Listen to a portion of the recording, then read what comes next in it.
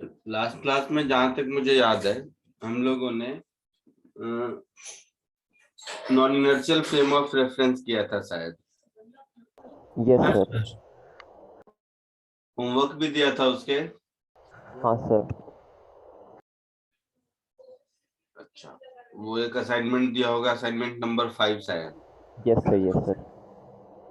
उस assignment number 5 में doubt है किसी को? हाँ सर। यस।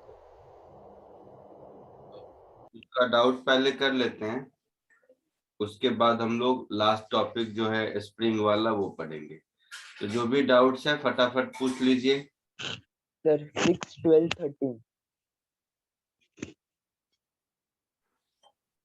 ठीक है। सर 14 और फिर वो जो 10, 11 वालों का एसोसिएशन रीजनिंग की ऑप्शन क्या है वो नहीं पता। 5 6 सुना मैं। सर 12। 11 7 7 बोली। 7 50 12, 14 13। 14 सर 13। 13 भी। हाँ सर। ठीक है, हो गया। सर 8 22 कौन सा? 22 22 सर 8 8 6 7 8 बाप रे, लगातार 12 13 14 गजब। सर 10 और 11 एसोसिएशन रीजनिंग है बट वहाँ पे ऑप्शन नहीं दिया है तो फिर उसका क्या करना है? हमारा आवाज क्लियर नहीं है, कुछ तो बोल रहे हो, क्या बोल रहे हो मुझे समझ नहीं आया। सर 10th और 11th क्वेश्चन एसोसिएशन रीजनिंग वाले हैं बट वहाँ लाइक दिया नहीं है कि क्या ऑप्शंस होगी, तो लाइक वो भी बता सकते हो? लाइक ये डाउट नहीं है बट। कौन सा क्वेश्चन नंबर बोलो? सर 10 और 11। तुम लोग इतने दिन से पढ़ाई कर रहे हो, इतना कुछ टाइम पास करते हो, एसर्शन रीजन का छोड़ो, मैं ही दे दूंगा तुम लोगों को। तो सर नहीं, उसमें ऑप्शंस ही नहीं है। फिर चुप कर। सर नहीं है। अरे चुप कर। सर नहीं। मैं क्या कह रहा हूँ, कोई भी स्टैंडर्ड बुक में नेट पर कहीं भी देखो, जो एसर्शन रीजन होते हैं जेई के, वही 4 ऑप्शन होते हैं। उसके ABCD प्री डिफाइंड है। Okay sir. सर 21 तो वो तुम लोग देख नहीं सकते हो, मुझे ही लिख के देना चाहिए, मैं लिख के दे दूंगा, लेकिन ये बहुत गलत। तो छोड़ो, हटाओ इस बात। चलो एनीवे स्टार्ट करते हैं। सर 24 भी।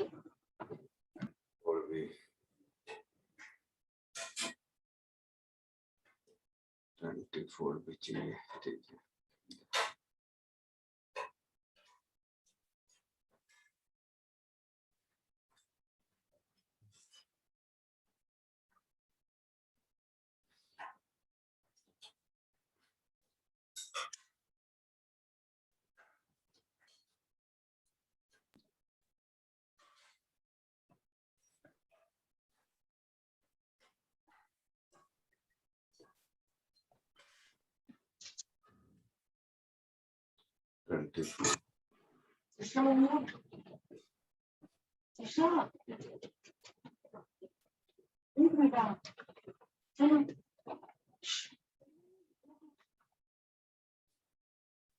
सबसे पहले क्वेश्चन नंबर 6।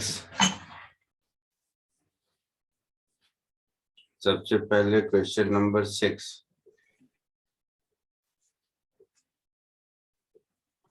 देखो इधर,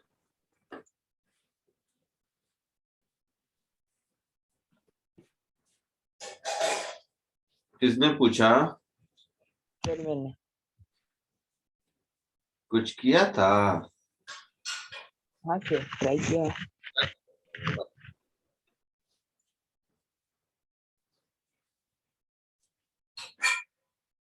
तुम लोग ना कुछ भी नहीं करते हो, सच बता रहा हूँ। तुम लोग या तो पढ़ने का फंडामेंटल तरीका गायब है या क्या, मुझे समझ नहीं आता।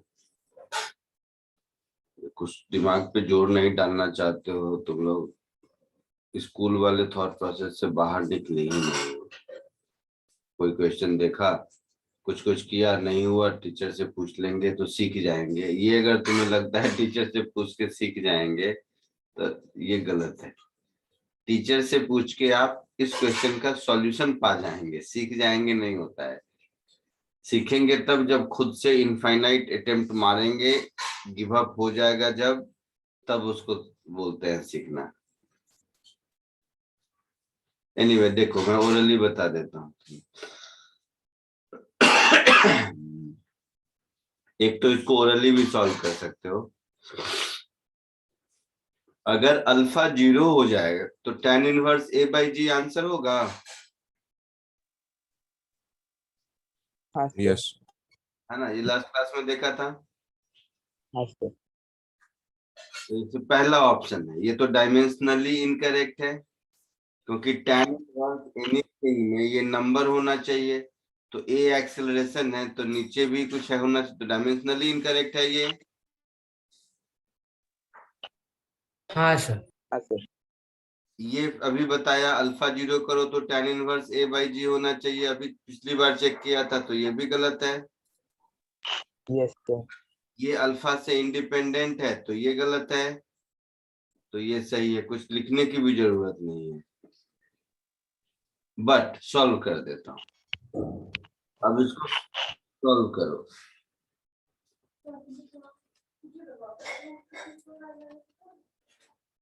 इसको सॉल्व करने जाओगे तो पेंडुलम का फ्री बॉडी डायग्राम देखो।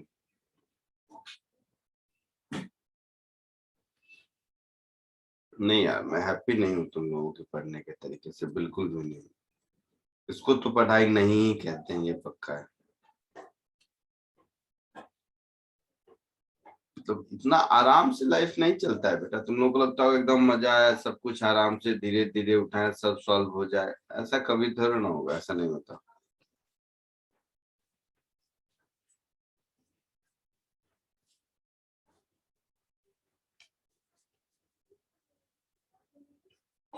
और ए नॉट एक्सेलरेशन से अप द इंक्लाइन जा रहा है तो डाउन द इंक्लाइन इस पर एम ए नॉट का स्यूडो फोर्स लगेगा।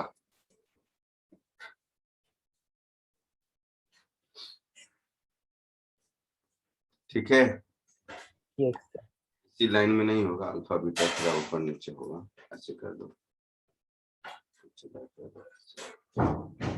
ये एम ए नॉट हो गया।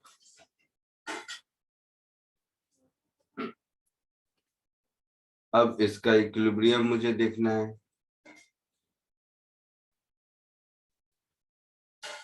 ये एंगल कितना होगा? ठीक है। गधे,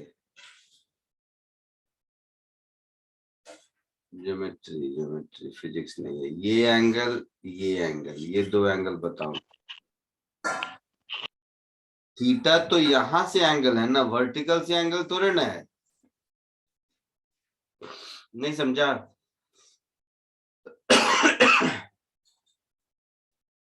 ये जो एंगल थीटा है ये वर्टिकल से एंगल थोड़े ना है, ये यहाँ से, ये तो इंक्लाइन प्लेन के नॉर्मल से एंगल है। वर्टिकल से कितना होगा बताओ? ज्योमेट्री है, मैं नहीं बताने वाला।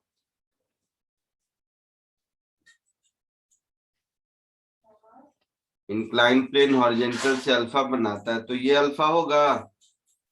हाँ सर। पक्का? पक्का सर। ये एंगल बताओ कितना होगा? थीटा।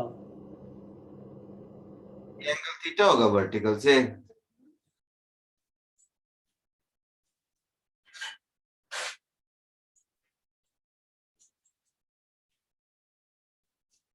अरे बेटा ये लाइन वर्टिकल की नहीं है, कितनी बार समझाऊं?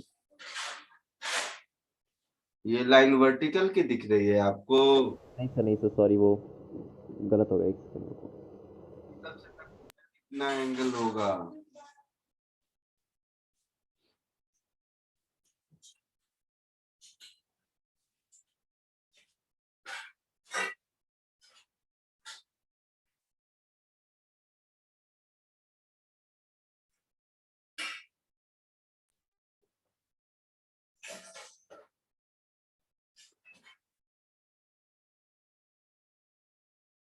चलो छोड़ो, वर्टिकल से एंगल निकालने में दिक्कत हो रहा है, ये सिंपल ज्योमेट्री नहीं आ रही है ना, कोई बात नहीं, मैं सिखाऊंगा ही,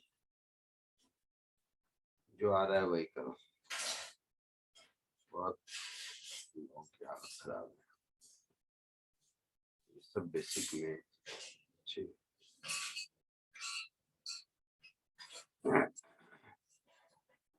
इधर देख सब,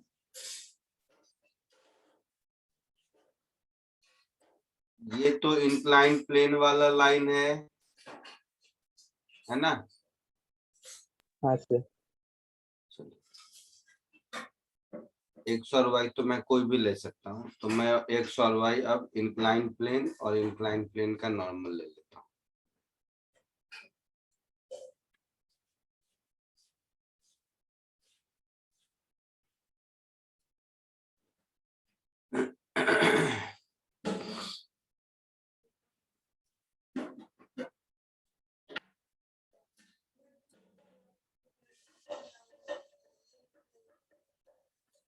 ये इंक्लाइन प्लेन और ये इंक्लाइन प्लेन का नॉर्मल, ये दोनों डायरेक्शन ले लेते हैं।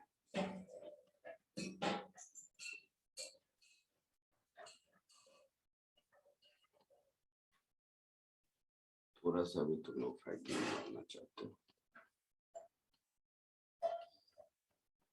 ये एटीट्यूड जेई प्रिपरेशन के लिए बहुत गलत है।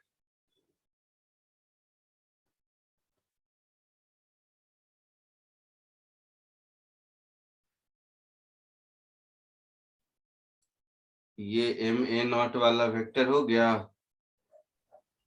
हाँ सर। तो ये वेक्टर मेरा हो गया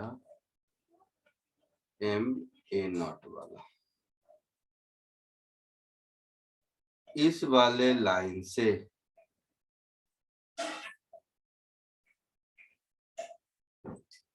थीटा एंगल बनाता है ऐसा,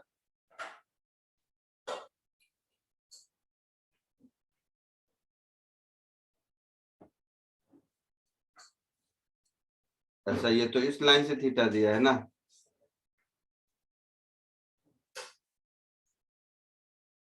है ना, इस यहाँ से थीटा दिया है हाँ सर। ना, बाकी गलत दिया है, वर्टिकल से करना चाहिए। Sir theta minus alpha. बहुत बढ़िया। वैसे तो ओरली बता सकते हो ये आंसर, जैसे इसमें मैं बोला ना अल्फा 0 पुट करो, तो अल्फा 0 पुट करो तो sine alpha 0 cos alpha 1 tan inverse a by g आता है, तो डी आंसर, कुछ लिखने की जरूरत ही नहीं है। अदरवाइज ऐसे देखोगे तो अब जो टेंशन इन द स्ट्रिंग है, ये रहा मेरा tension in the string,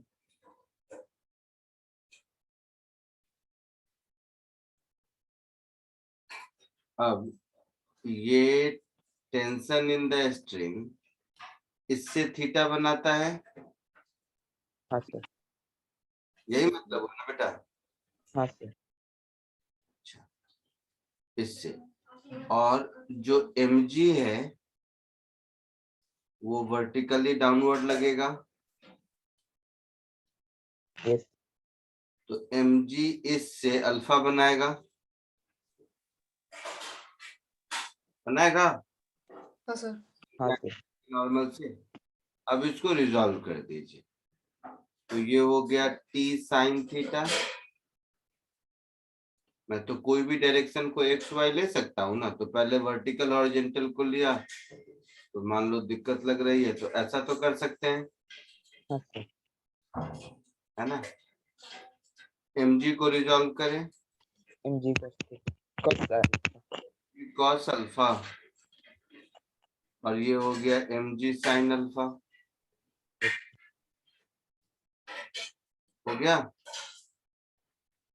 yes sir. तो देखो इक्विलिब्रियम के लिए हम लिख सकते हैं कि t sine theta is M a naught plus mg sine alpha, yes sir. and t cos theta is mg cos alpha. Yes, sir. दोनों को डिवाइड कर दें अगर तो tan थीटा मिल जाएगा. हाँ सर. तो tan और m कैंसिल हो जाएगा तो tan थीटा दिख रहा है a not plus g sin alpha upon g cos alpha. Yes, sir. So theta is equal to tan inverse a naught plus g sin alpha upon g cos alpha. आया समझ में? Yes, sir. Thank you, sir. बात तो ये है कि घर में इतनी फाइट क्यों नहीं मारी. इतनी फाइट मारते तो क्यों नहीं होता. होता है. ये एटीट्यूड मुझे आपके अंदर डेवलप कराना है कि क्वेश्चन के साथ लड़ने का. ये कोई तरीका नहीं है कि सिंधी क्वेश्चन है पूछा नहीं हुआ तो सर तो बता ही देंगे. सर बता भी देंगे कोई दिक्कत नहीं है लेकिन उससे कुछ सीखोगे नहीं. सर का रिवीजन होगा. चलो नेक्स्ट 7th.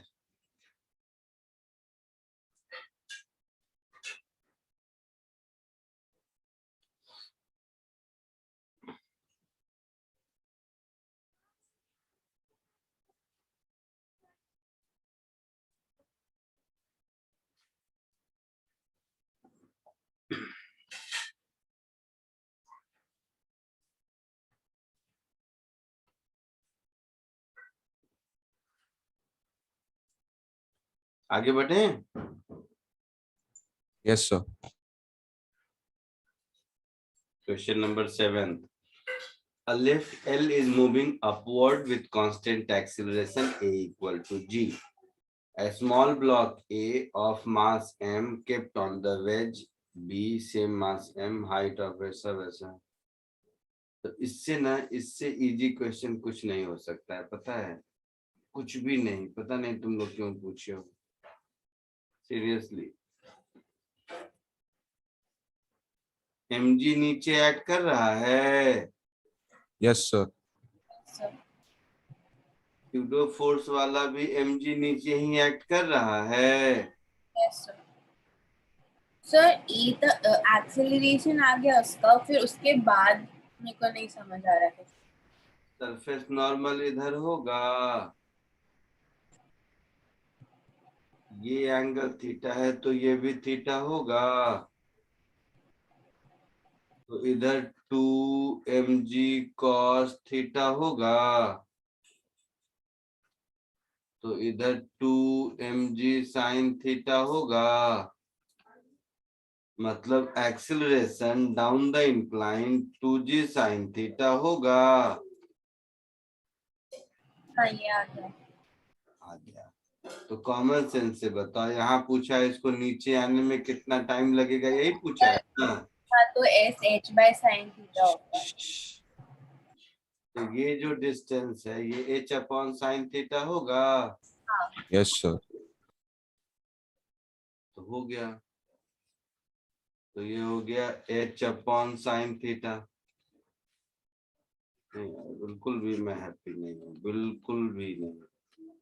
तो h upon sine theta is equal to half at square. That is 2g sine theta into t square. यही t पूछा है. हाँ सर पीछे कुछ और आंसर. हाँ अंडर रूट नीचे मैथ में करते h हाँ, sir. जी देख लेते हैं. h अपॉन जी साइन स्क्वायर थीटा. ये कुछ आंसर होना चाहिए. तो यही आया मेरे को बट पीछे कुछ और दिया है. जब मुझे पढ़ने दो. नहीं दिख गया मुझे.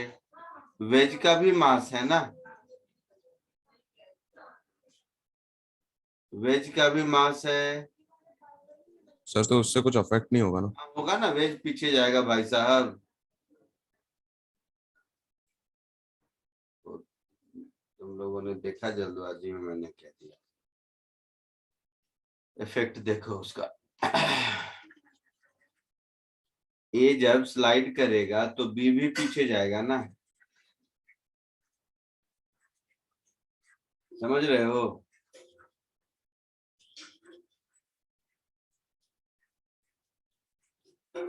ऐसा क्वेश्चन एक क्लास में कराया था ना.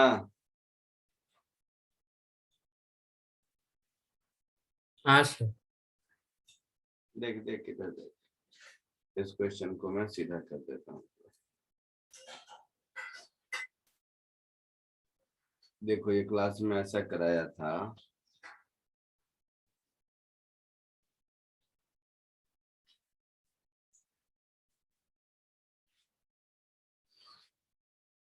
मैं वेज के रेस्पेक्ट में देखूं,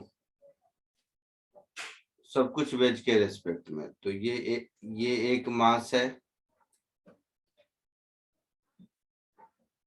ध्यान से देखो, इस मास पर वेज के रेस्पेक्ट में 2 mg नीचे लगेगा,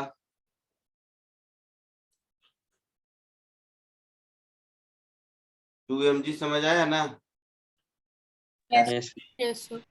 देखो 2 mg इधर लगा,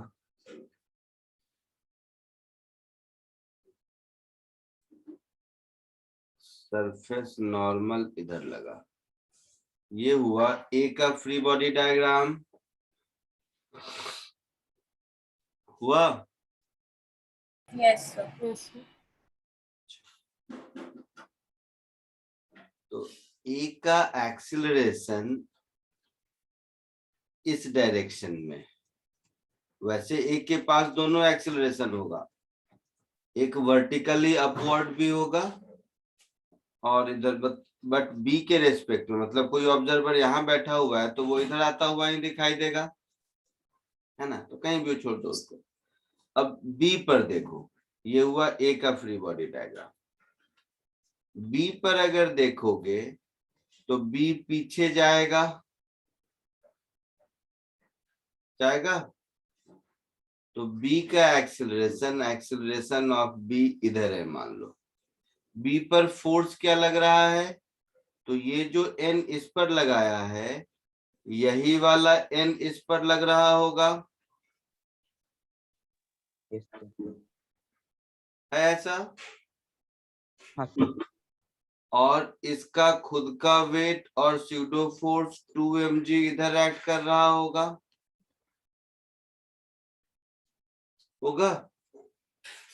यस सर। यहाँ तक कोई दिक्कत नो सर। नहीं? तो अब देखो सॉल्व हो गया।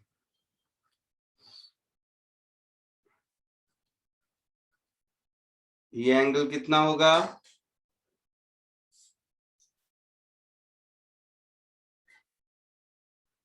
थीटा होगा। 90 माइनस थीटा। ये हो गया n का कंपोनेंट n cos थीटा इधर, और ये कंपोनेंट n sin थीटा इधर, कोई दिक्कत नहीं। ये लिफ्ट जो इस पर फोर्स लगाएगा ग्राउंड पर, वो ऊपर होगा, that is n on b। Clear है? हाँ सर। देखो मैं b के लिए इक्वेशन ऑफ मोशन लिखता हूँ, किसके लिए? b के लिए। तो b के लिए लिखूंगा n sin theta is equal to mass of b into acceleration of b। हाँ या ना? Yes. कोई दिक्कत नहीं?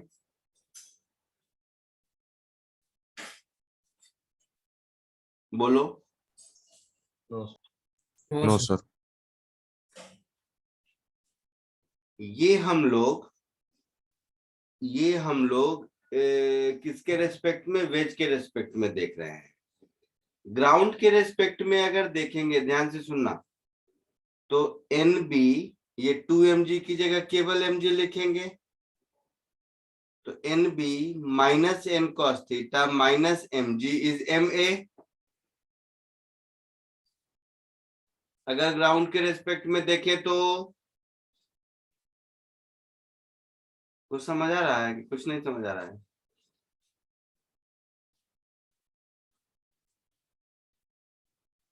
बोलो। चलो ये तो समझ आया ना? ग्राउंड के रेस्पेक्ट में छोड़ो, एक ही बार देखते हैं। ये सब कहानी है with respect to wedge, ground को छोड़ देते हैं। बी के इक्वेशन में कोई दिक्कत नहीं। No sir. ए का इक्वेशन ऑफ मोशन देखो अब।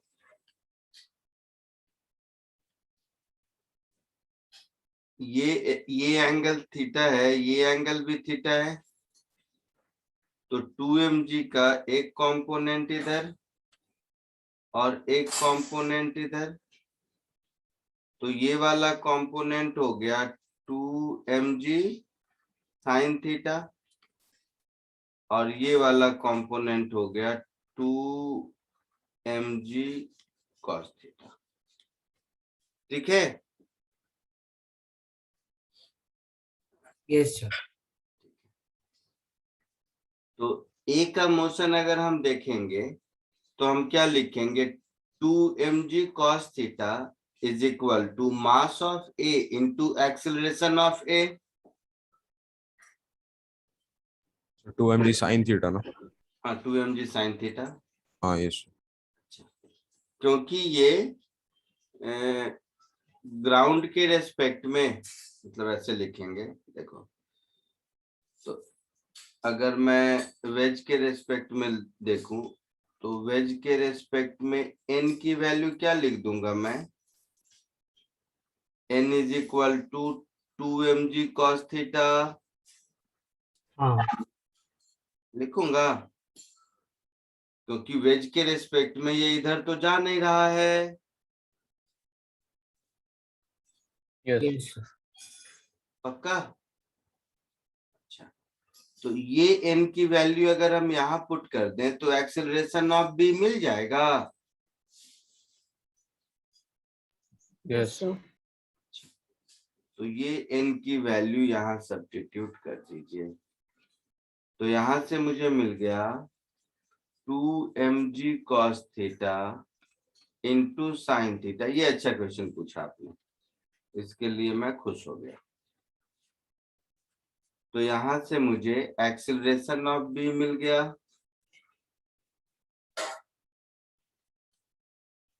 मिल गया। Yes. यहाँ से मुझे एक्सेलरेशन ऑफ बी मिल गया 2g sine theta into cos theta. तो b इस एक्सेलरेशन से पीछे जाएगा, समझ रहे यस हैं? सर। Yes sir. b इस एक्सेलरेशन से आपका पीछे जाएगा और a डाउन द इंक्लाइन जाएगा, है ना? तो b का a का acceleration with respect to b निकालेंगे, तो जो मुझे वैसे पहले दिखता था कि 2g साइन थीटा होगा, वो 2g साइन थीटा नहीं कुछ और होगा। समझ आ रहा है कुछ? Yes sir. पक्का? हाँ सर। तो देखिए शायद होना चाहिए, ये हुआ एक्सेलरेशन ऑफ बी। अब एक्सेलरेशन ऑफ ए और एक्सेलरेशन ऑफ बी में कंस्ट्रेंट रिलेशन सच दैट कि दोनों एक दूसरे के कांटेक्ट में रहे, वो निकालना पड़ेगा।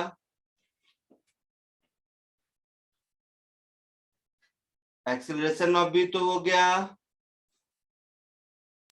Yes. Yes sir. अच्छा, अब एक्सेलरेशन ऑफ ए मुझे नहीं पता है, तो मैं क्या करता हूं, ए का एक्सेलरेशन अपने मन से मान लेते हैं, इधर की ओर x है और इधर की ओर y है, ax ay है ऐसा। तो जैसा हम लोग सीखे थे कि एक्सेलरेशन का component perpendicular to the incline plane अगर सेम होगा तभी दोनों हमेशा कांटेक्ट में रहेंगे, ऐसा सिखाया था। Yes sir. ये दोनों को कांटेक्ट में रहना है, मतलब इसका acceleration perpendicular to the incline direction में दोनों का कॉमन होना चाहिए, होना चाहिए। Yes. तो देख लीजिए, ये एंगल हो गया थीटा, है ना, ये 90 माइनस थीटा, तो फिर ये थीटा।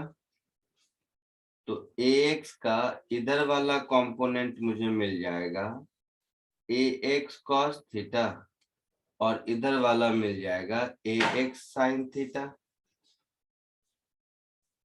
ay का इधर वाला कंपोनेंट मिल जाएगा ay cos थीटा, और इधर वाला कंपोनेंट मिल जाएगा ay sin थीटा। होगा? तो अगर ax ay मिल गया मुझे, तो इसका इधर वाला एक्सीलरेशन मिल जाएगा जो मुझे चाहिए। Yes. Yes sir. अब दूसरा रिलेशन, इसका एक्सीलरेशन वेज का ए बी है इधर की ओर, तो ए बी का कंपोनेंट इस डायग्राम में देख लेते हैं। जो एक्सीलरेशन ऑफ बी है वो एक्सीलरेशन ऑफ बी है इधर की ओर, है ना।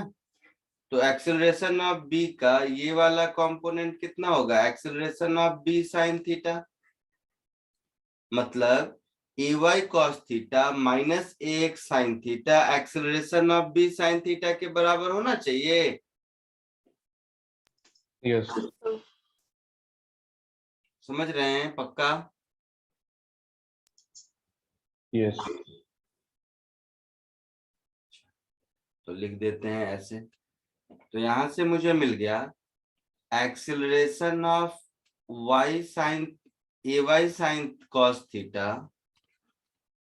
Minus A X sine theta, this should be equal to A B sine theta. कोई दिक्कत नहीं?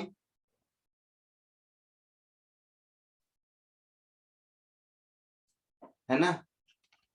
तो ये हो गया 2g cos theta into sine square theta is A Y cos theta minus A X sine theta.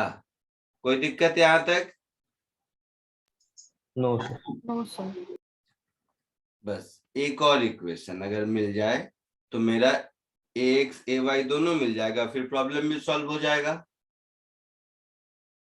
हो जाएगा ना?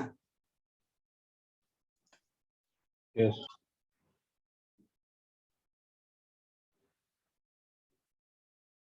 बोलिए।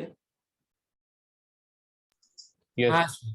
ठीक है, तो ए एक्स और ए वाई देखिए कहां से मैंने ए एक्स और ए वाई मैंने यहां से लिया था, तो इन दोनों का रिजल्टेंट इधर ही होना चाहिए। तो इस ट्रायंगल में ए एक्स ए वाई में रिलेशन दिख रहा है आपको?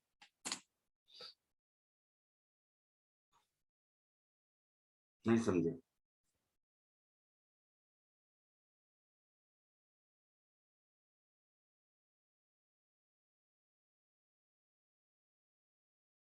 ए एक्स और ए वाई की वैल्यू इस तरह से होगी कि उसका resultant always towards down the incline होगा। Yes, sir. Yes sir. Yes sir. पक्का? हाँ सर पक्का। तो एक्स और ए वाई का हमेशा डाउन द इंक्लाइन होगा, मतलब tan theta is A Y upon A X. Yes.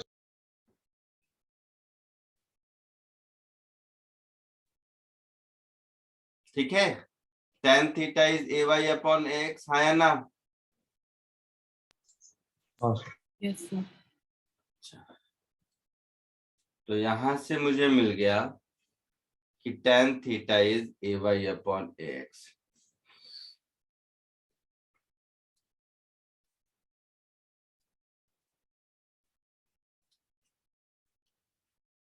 तो इन दोनों इक्वेशन से मुझे ए वाई ए एक्स मिल गया, और ए वाई ए एक्स मिल गया तो ये एक्सेलरेशन मिल गया, और ये एक्सेलरेशन मिल गया, तो सब कुछ मिल गया। समझे कुछ? Yes sir. Yes sir.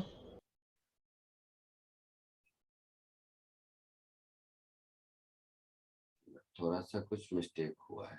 ये जो लेंदी कहानी है ना, मैं इसको छोटा कर देता हूँ, रुक जाओ, अभी लिखना मत इतना मेहनत करने से ना, क्योंकि अगर ये क्वेश्चन दिया है ना तो इतना मेहनत करके सॉल्व करने का बहुत ज्यादा मीनिंग नहीं है।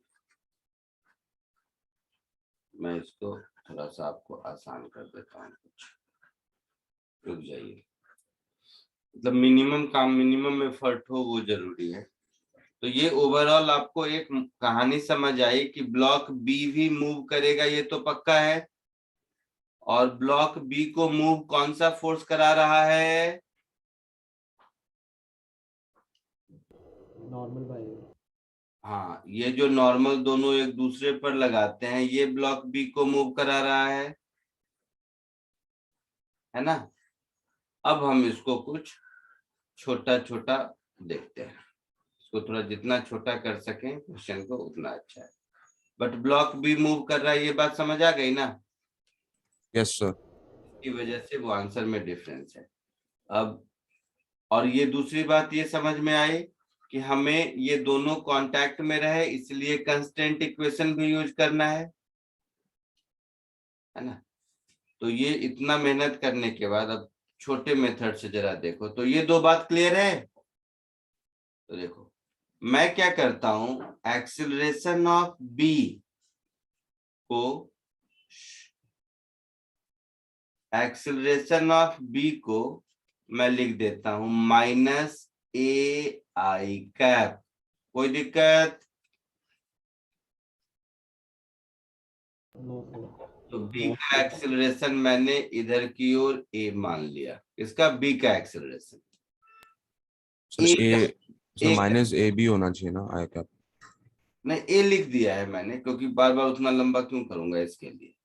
जो ए है इसका एक्सेलरेशन मैं अपने मन से मान लेता हूं, कुछ एक्स में है और कुछ वाई में है, ठीक है। तो ए का एक्सेलरेशन इधर वाला ए एक्स और इधर वाला ए वाई मैंने मान लिया। क्लियर? तो एक्सेलरेशन ऑफ ए को मैं लिख देता हूं माइनस, नहीं इसका माइनस नहीं, इसका तो प्लस होगा, इसका माइनस होगा, minus A X I cap minus A Y J cap. कोई दिक्कत? No sir. बोलो सोच के, यहां तक कोई दिक्कत नहीं? आगे बढ़ूं?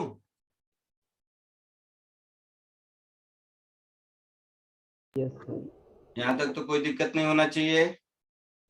अब हम इसको ऐसा कह सकते हैं कि acceleration of A relative to B,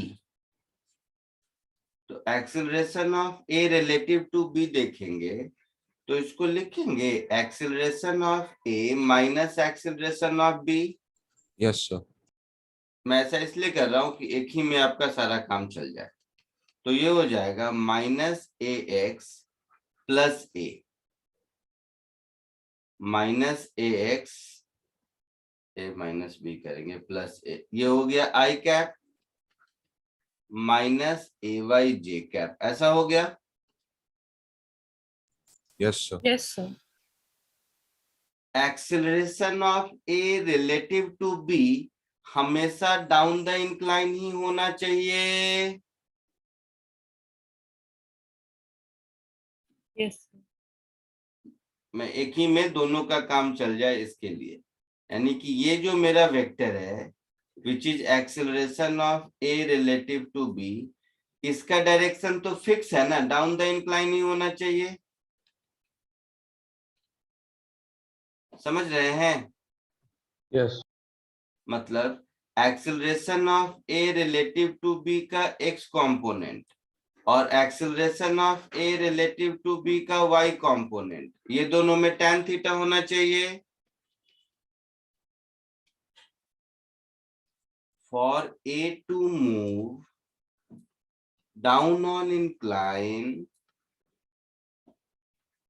कम मेहनत में काम चलेगा इसके लिए ऐसा, down on inclined plane, acceleration of A relative to B must be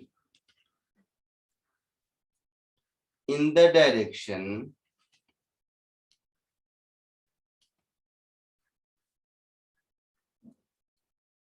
such that, देखना ध्यान से,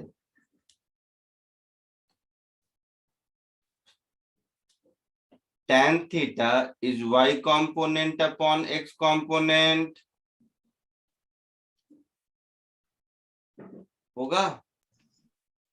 Yes. The magnitude wise ay upon ax plus a.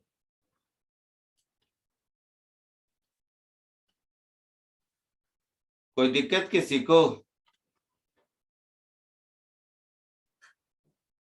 यहां तक कोई दिक्कत किसी को? No, sir. चलो एक एक स्टेटमेंट, ये पहले कॉपी कर लो तुम लोग। ये समझ आया? अभी laws of motion, free body diagram कुछ नहीं यूज किए, केवल एक्सीलरेशन का रिलेशन यूज कर रहे हैं, जिससे कि ये पता चले कि दोनों के एक्सीलरेशन में क्या रिलेशन है। मेरे पास 3 अननोन है, ए एक्स और ए वाई, तो मुझे 3 इक्वेशन चाहिए। हाँ सर। एक मिल गया। सर हम ऐसे कर सकते हैं कि ट्रायंगल बनाएंगे, अगर ए बी एक्स से उधर गया, वाई ए नीचे से वाई से आया, तो A X equal to A Y sine. हाँ वो अभी करते हैं, वो मैं बता रहा हूँ ना कांस्टेंट, वो एक से वाई में रिलेशन अभी बताता हूँ, पहले इसको लिख लिया। Yes sir. आगे बढ़े। Yes sir. ठीक है, हो गया सबका?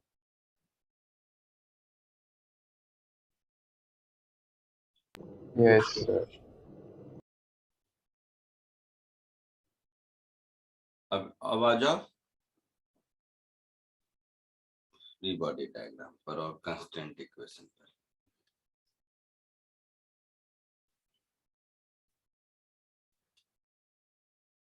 यहाँ तक लिख चुके हैं, अब आ जाइए कांस्टेंट इक्वेशन पर। कांस्टेंट से भी शायद आपको दोबारा सेम रिलेशन देखना पड़ेगा। देखिए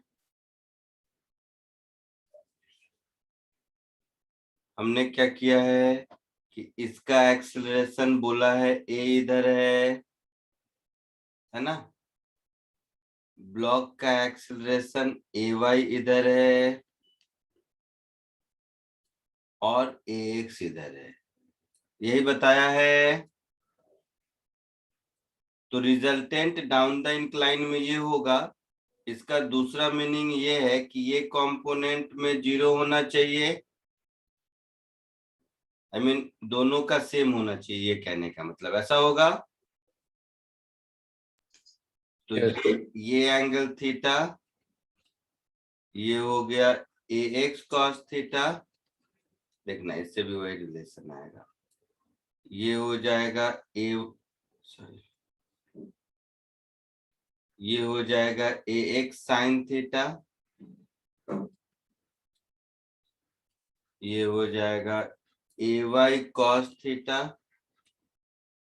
और ये हो जाएगा ए वाई, नहीं ये थीटा गलत बनाया, वो 90 हाँ वो 90 थीटा होगा, हाँ ये नीचे वाला थीटा होगा, ये नीचे वाला थीटा होगा।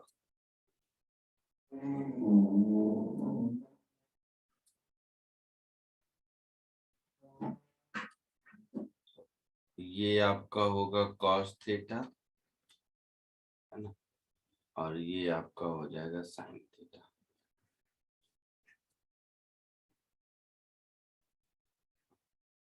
ठीक है, तो एक्स का हो गया ये, अब ये जो ब्लू वाला है, पर्पल वाला है, इसका ये थीटा हो गया, तो इसका कंपोनेंट इधर की ओर हो गया a sin थीटा, है ना। तो यहां से हम ऐसा कह सकते हैं कि ay cos theta is equal to ax sin theta, ay cos theta minus ax sin theta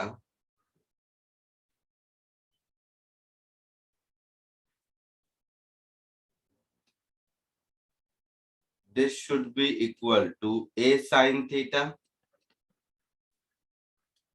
यही मतलब हुआ ना। तो ये दोनों रिलेशन सेम है, दिख रहा है ऐसा कि ये दोनों रिलेशन एक ही है, ऐसा दिख रहा है। इसको इधर ले जाओगे तो ये यही रिलेशन है। तो जस्ट मैं आपको ये बताने की कोशिश कर रहा हूं, ध्यान से समझना सब लोग इसको। यहां पर मैंने क्या किया, कंस्ट्रेंट मेथड लगाया जो सिखाया था। अगर ध्यान से देखोगे तो ऊपर भी मैंने यही किया है। ऊपर इस बात को ऐसे लिख दिया कि acceleration of A relative to B down the incline है। तो acceleration of A relative to B down the incline है, इस बात का यही मतलब है कि परपेंडिकुलर टू द इंक्लाइन 0 है। दोनों एक ही बात है। ये एक Yes. नया चीज सीखा तुम, ये समझ आया कि दोनों सेम इक्वेशन है। Yes. ये बात सबको समझ आई कि दोनों सेम इक्वेशन है, या मैं आगे और लिख के बताऊं? समझा सर। तो मेरा काम यहाँ पर आपका थोड़ा कॉन्फिडेंस बूस्ट करने का है कि आप क्या कीजिएगा, आप मन ही मन सोचो ना, अगर मैं ये बोलूं कि acceleration of A relative to B down the incline है, या उसी को ये बोल दूं कि acceleration of A relative to B आपका का परपेंडिकुलर कंपोनेंट 0 है, तो दोनों का मतलब तो एक ही है। तो दोनों से जो मैथमेटिकल रिलेशन आएगा वो दो डिफरेंट कैसे आएगा? ये कॉन्फिडेंस आया कि दोनों में से कोई भी मेथड से बढ़ते तो ये वाला रिजल्ट सेम आता। दिखा वही है ना, सेम एग्जैक्टली। अब हाँ सर। है ना। अच्छा, तो ये हमारा कंस्ट्रेंट का काम खत्म, मतलब दोनों के एक्सेलरेशन में रिलेशन जो मिलना था वो मिल गया। अब हम लोग क्या करेंगे, दोनों का फ्री बॉडी डायग्राम ड्रॉ करके इंडिविजुअल एक्सेलरेशंस निकालेंगे। क्लियर? सब कुछ हमने विथ रिस्पेक्ट टू ग्राउंड लिया है, ए एक्स ए वाई दोनों, है ना। Yes. अच्छा, तो विथ रिस्पेक्ट टू ग्राउंड की कहानी देखो सब लोग, ध्यान से देखो। बहुत ही अच्छा क्वेश्चन पूछा आप लोगों ने। इसके थ्रू ये ऐसे भी मैं मतलब लिफ्ट का एग्जांपल नहीं, लिफ्ट के अंदर नहीं देखे।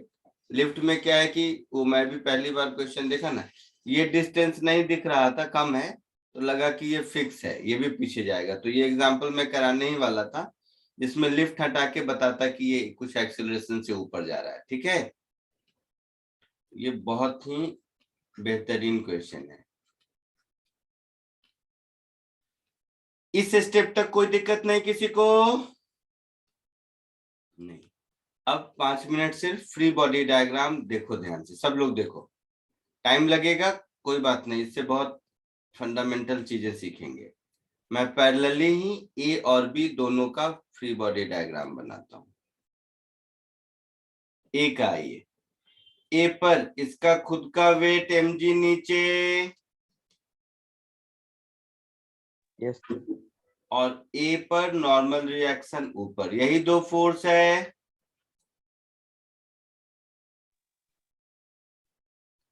बोलिए। हाँ सर। अच्छा, ये एंगल थीटा है,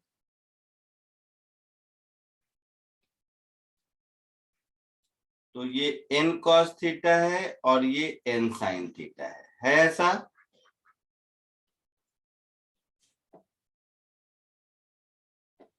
बोलिए।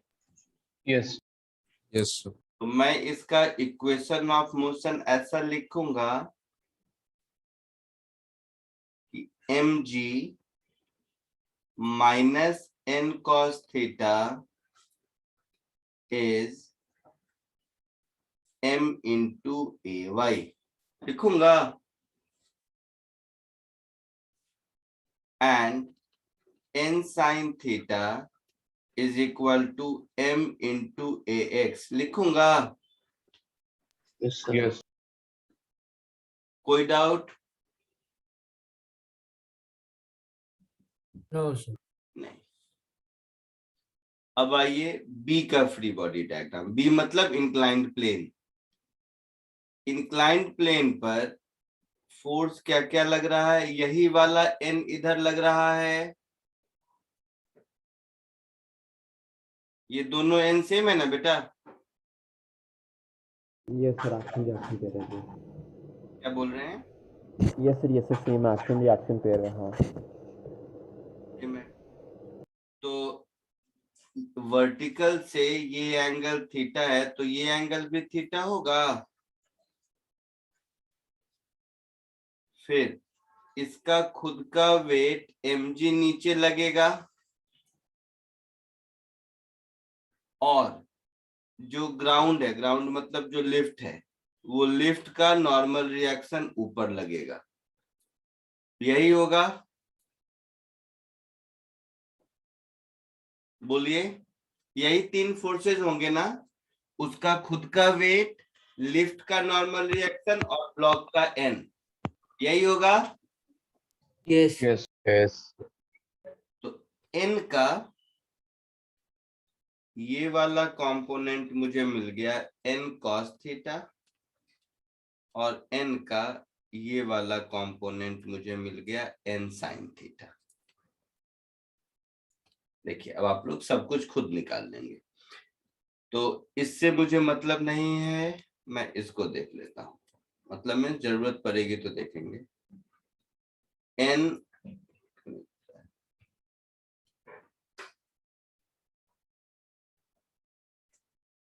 एक सेकेंड, स्क्रीन दिख रहा है तुम लोगों को? Yes, Yes, sir. sir. Yes.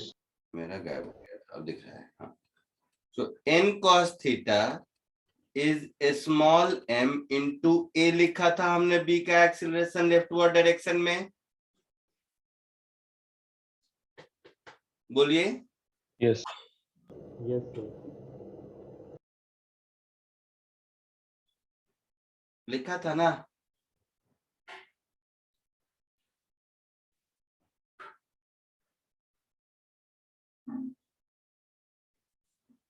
तो ये एक रिलेशन मिला, और साथ ही साथ इसका एक्सीलरेशन g डाउनवर्ड है। Acceleration of b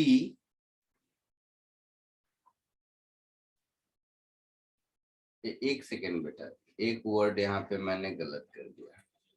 acceleration of b तो a इधर है और g डाउनवर्ड है ना? Yes, sir. तो यहाँ पर माइनस जी जे कैप भी होगा, ठीक है?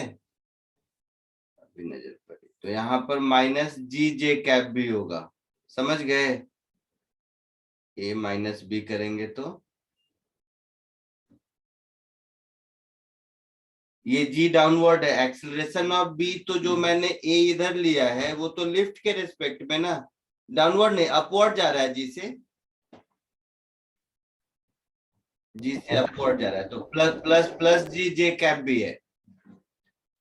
तो acceleration of A relative to B is acceleration of A minus B. तो दिस, तो यहाँ पर माइनस ए वाई और माइनस जी का टर्म आएगा ऐसा, ठीक है? देखो तो एक बार, माइनस प्लस, बी का एक्सीलरेशन राइटवर्ड डायरेक्शन में ए है और लिफ्ट के साथ जी भी तो ऊपर है। Yes. ठीक है, तो यहाँ पर प्लस जी होगा, तो यहाँ पर acceleration of A relative to B में जहां ए वाई है, यहाँ ए वाई प्लस जी हो जाएगा। ठीक है, ठीक है, Yes, sir. है ना। अच्छा, इसके एक्सीलरेशन का भी क्या है कि यहाँ पर ग्राउंड फ्रेम में इसका एक्सीलरेशन ए इधर है, साथ ही साथ इसका एक्सीलरेशन जी अपवर्ड भी है ना। तो ये एंगल थीटा, तो इधर जी कॉस थीटा,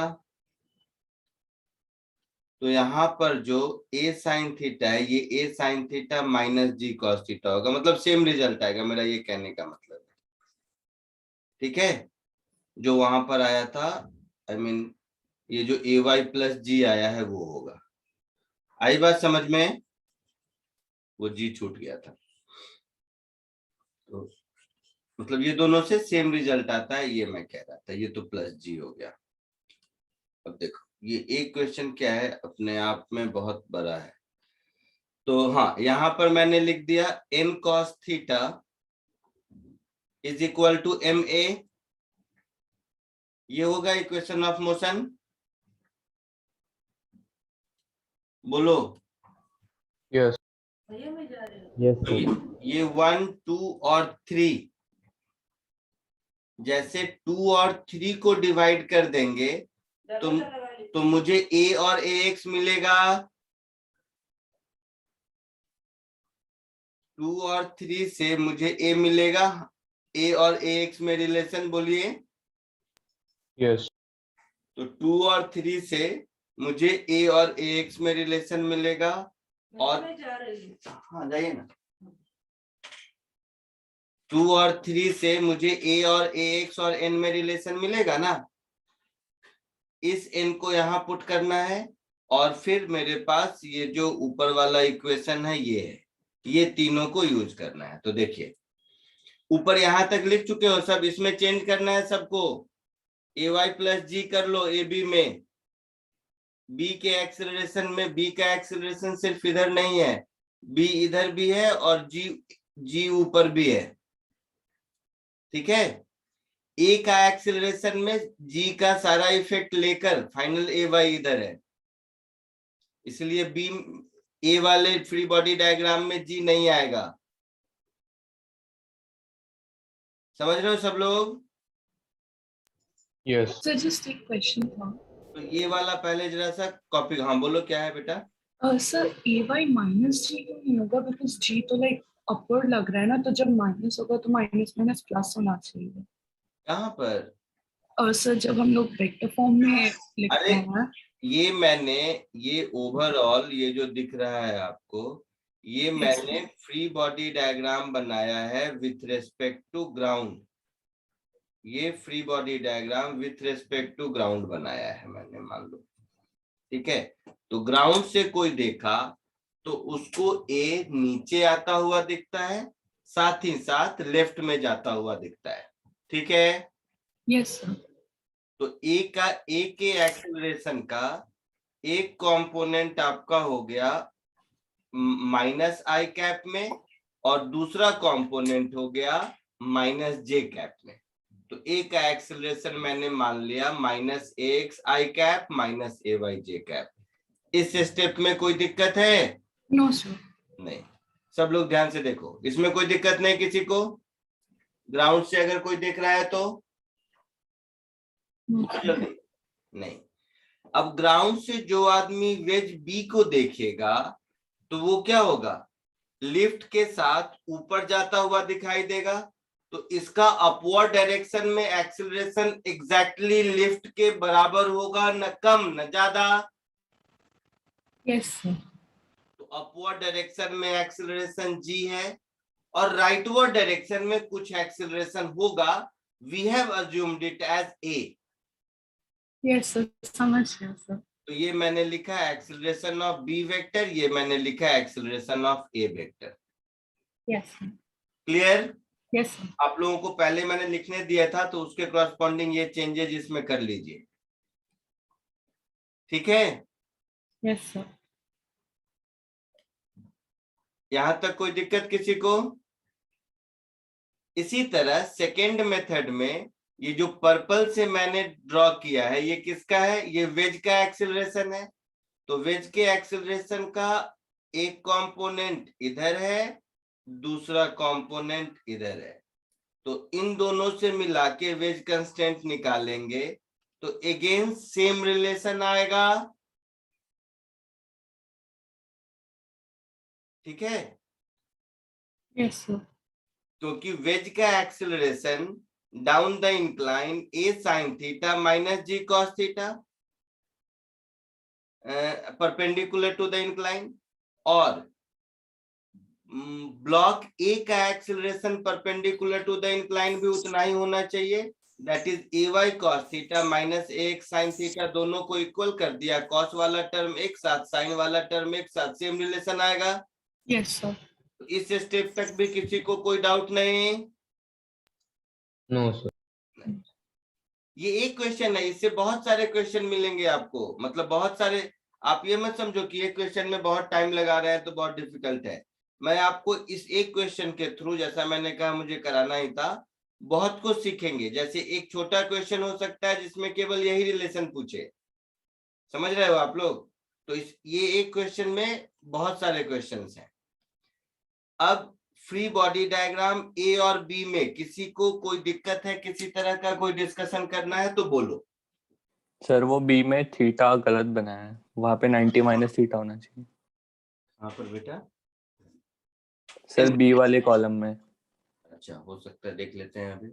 ये वर्टिकल और इसके बीच का थीटा है, हाँ ये थीटा होगा, सही बोला आपने। तो ये एंगल हो गया थीटा, तो ये हो गया n cos थीटा और ये हो गया n sin थीटा। तो यहाँ जो cos लिखा है इसकी जगह sin होगा। और बोलिए, इस फ्री बॉडी डायग्राम में किसी को कुछ डिस्कस करना है तो बताओ।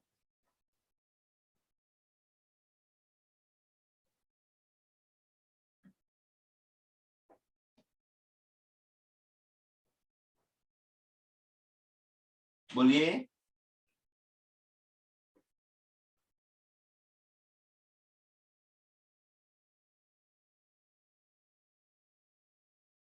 नहीं, आगे बढ़े? यस। तो अगर हमें इसमें कोई डिस्कशन अभी नहीं करना है तो इधर देख लीजिए। अब मुझे मिल गया इन दोनों को डिवाइड करके, तो स्मॉल ए दोनों को डिवाइड कर दोगे, इधर भी n sin थीटा। अच्छा, इधर वाला फ्री बॉडी डायग्राम भी देख लो। ये एंगल थीटा, तो ये थीटा, तो ये n cos थीटा, तो n sin थीटा। तो n sin theta is MAX और इधर भी n sin theta is MAA। तो AX is equal to A मिल गया। दोनों का मास सेम है, मिल सकता है। तो AX is equal to A मिल गया।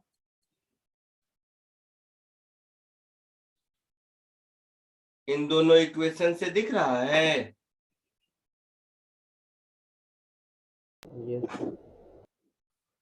पक्का?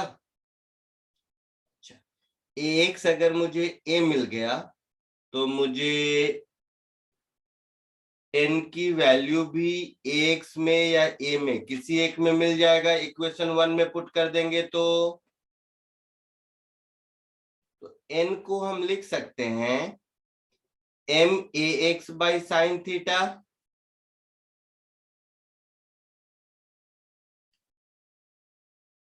बोलो। यस। AX मुझे AX is equal to A मिल गया। तो इधर भी देख लो, यहाँ पर AX is equal to A मिल गया, तो मुझे AY और A में रिलेशन एक आ गया ना। यस।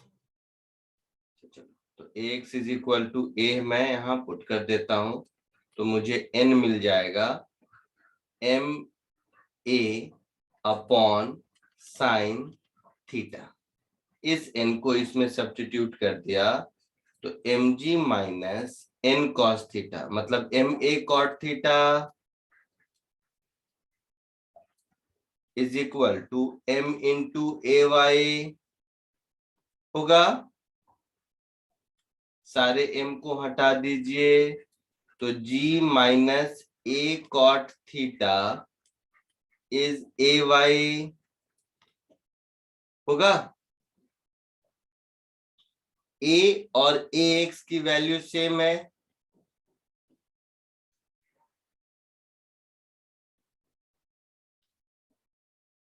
तो अब ध्यान से देखो फटाक से। इक्वेशन ए मतलब ये वाला, मैंने अल्टरनेट मेथड से यहां लिखा है, ऊपर दिख रहा है ये वाला इक्वेशन। ये एक इक्वेशन हो गया, A Y plus G upon A plus A X is tan theta, A X is equal to A दूसरा इक्वेशन हो गया, और ये तीसरा इक्वेशन हो गया। तीन इक्वेशन, तीन अननोन, ए एक्स ए वाई मिलेगा। Yes yes sir. फटाक से सॉल्व करके ए एक्स ए वाई बताइए मुझे। पहले फ्री बॉडी डायग्राम सोच समझ के कॉपी करो।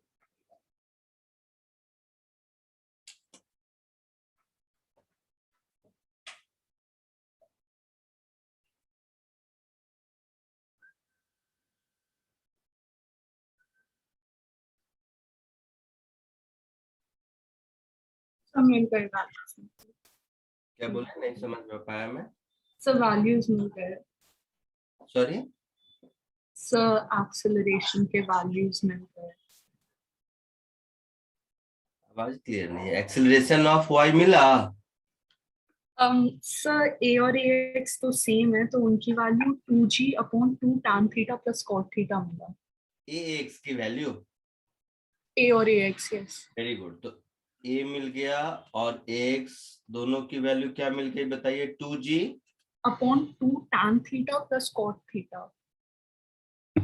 tan theta plus cot theta, ऐसा। Yes sir. अच्छा, ए वाई भी बता दीजिए।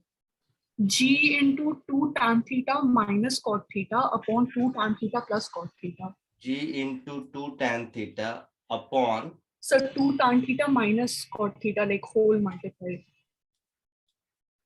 ऐसा। Yes sir. Very good, divided by 2 tan theta plus cot theta. tan theta plus cot theta. सब लोग अगर इंडोर्स करते हो यही आया तो मैं आगे बढ़ूं।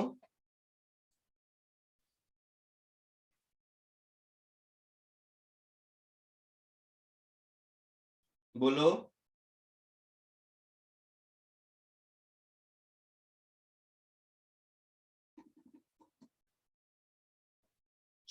मान लेते हैं ये आ गया। अब देखो सुनो ध्यान से, acceleration of A relative to B का जो y कंपोनेंट होगा, y में डिस्प्लेसमेंट तो h ही है। Yes sir. मैं क्यों कहा था केवल y चाहिए, क्योंकि अगर मुझे ay मिल गया तो h is ay plus G T square, half ay plus G T square होगा। या तो मैं पूरा लेके सॉल्व करूं, जरूरत नहीं है, और नहीं तो कि ए अगर यहां से नीचे आता है तो ए का displacement along y minus H है। यस। तो मैं ऐसा बोलूंगा, देखिएगा ध्यान से, कि minus H is equal to minus half, हमारा acceleration of A relative to B का y डायरेक्शन में ए वाई प्लस जी है माइनस साइन के साथ शायद।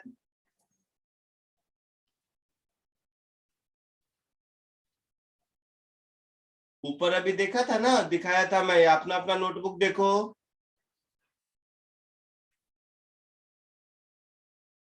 कुछ नहीं बोलते हो तुम लोग। Yes sir, yes sir. है ना? तो ये ए वाई की वैल्यू इसमें सब्स्टिट्यूट कर दीजिए, देखिए आंसर मैच करेगा।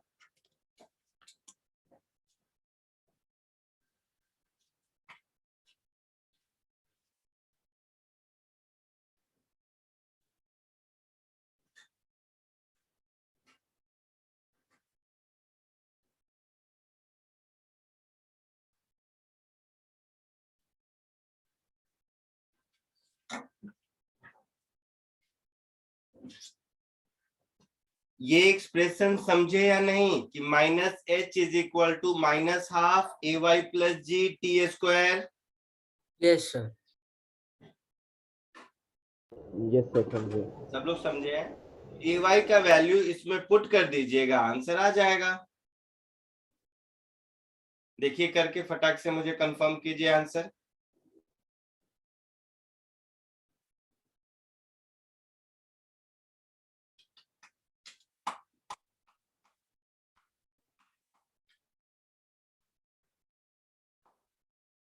समझा कोई? सब लोग क्लियर है? सब लोग? ये लेंदी क्वेश्चन है आपके लिए, लेकिन इसका हर स्टेप हर पोर्शन कुछ कुछ सिखाता है। जैसे इस क्वेश्चन के थ्रू 3 चीजें सीखे हम लोग, सुनिएगा ध्यान से। पहला कि या तो मैं ग्राउंड फ्रेम में वेक्टर फॉर्म में acceleration of A relative to B करके लिखूं या कंस्टेंट का कॉन्सेप्ट यूज करूं, दोनों एक ही बात है। ये पहली चीज सीखे,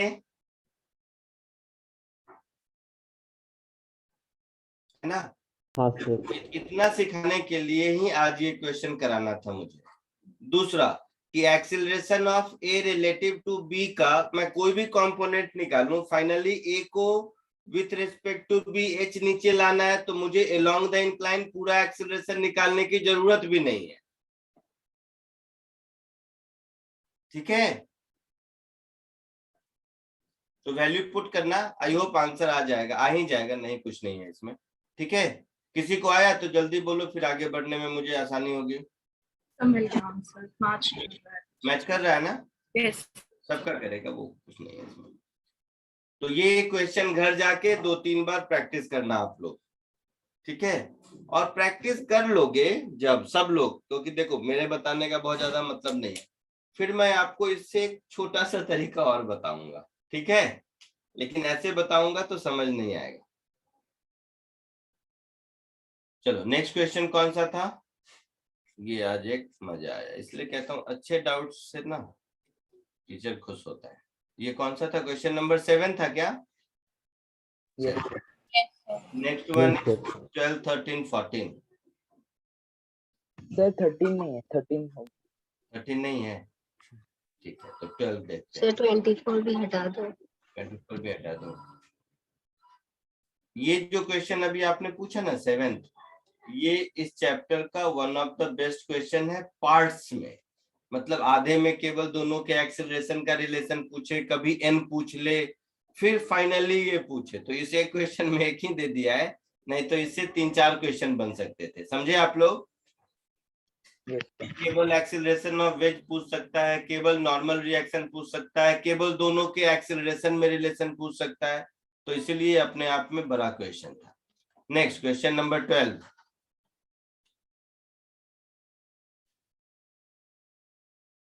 क्वेश्चन नंबर 12 बाकी लोग भी करके देखो, सबके आंसर मैच करेंगे।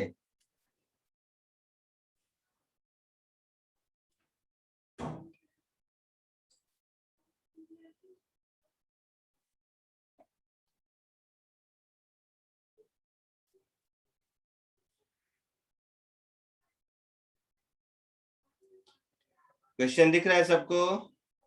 Yes sir. ठीक है।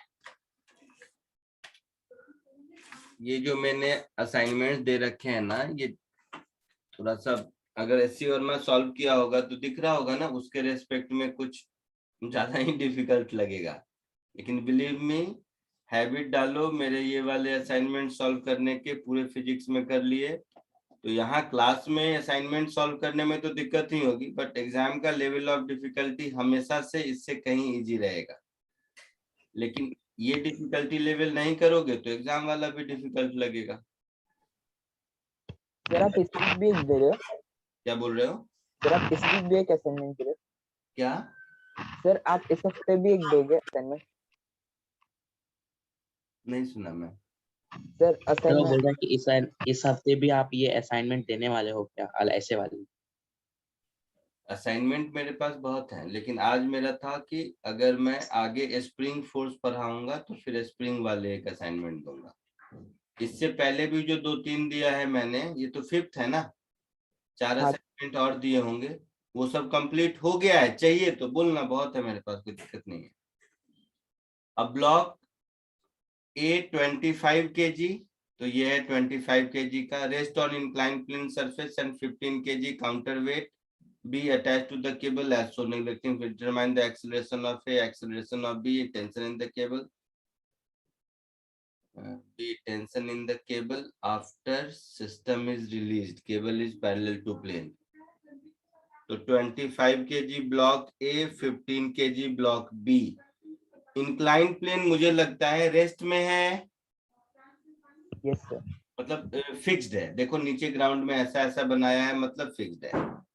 तो देखो ध्यान से सब लोग फ्री बॉडी डायग्राम देखो।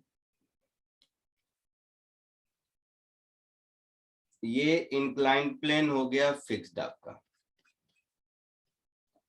ए अगर ए एक्सेलरेशन से आगे आता है, ए नीचे ही जाएगा या ऊपर जाएगा, यही दो बातें हो सकती है। Yes sir. ए अगर नीचे जाएगा तो बी ऊपर जाएगा एंड वाइस वर्सा।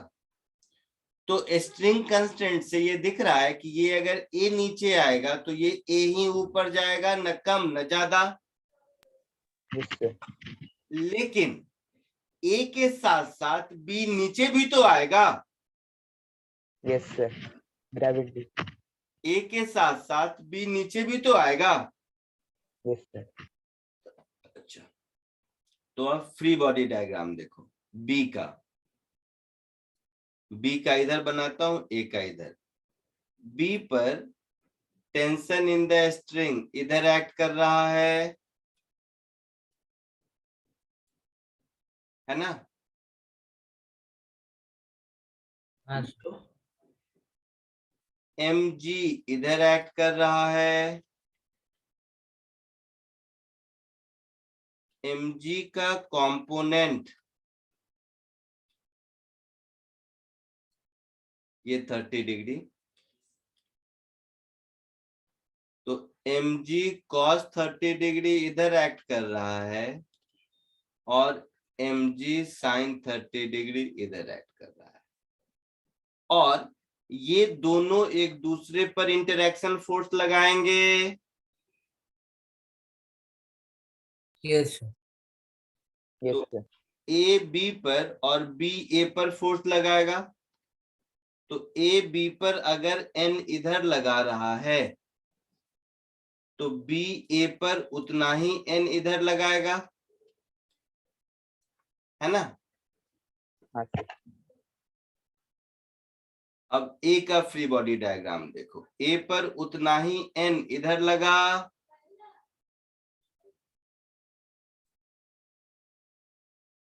हाँ सर। यही वाला एन इधर लगेगा। Yes sir. अच्छा, ये बी का फ्री बॉडी डायग्राम है, तो ये जो मैंने एम लिखा है हर जगह मास ऑफ बी लिख दो, ठीक है, अलग अलग मास है। ए के फ्री बॉडी डायग्राम में देखो, ए पर इंक्लाइंड प्लेन का नॉर्मल रिएक्शन इधर लगेगा। Yes sir. अच्छा, ए का खुद का वेट MAG cos 30 इधर लगेगा। ए पर MAG sin 30 इधर लगेगा। एक फोर्स जो सब लोग भूल जाते हैं वो बताना चाहता हूं। ये जो पुली है, ये पुली तो ए का ही पार्ट है ना बेटा। हाँ सर, अटैच्ड है।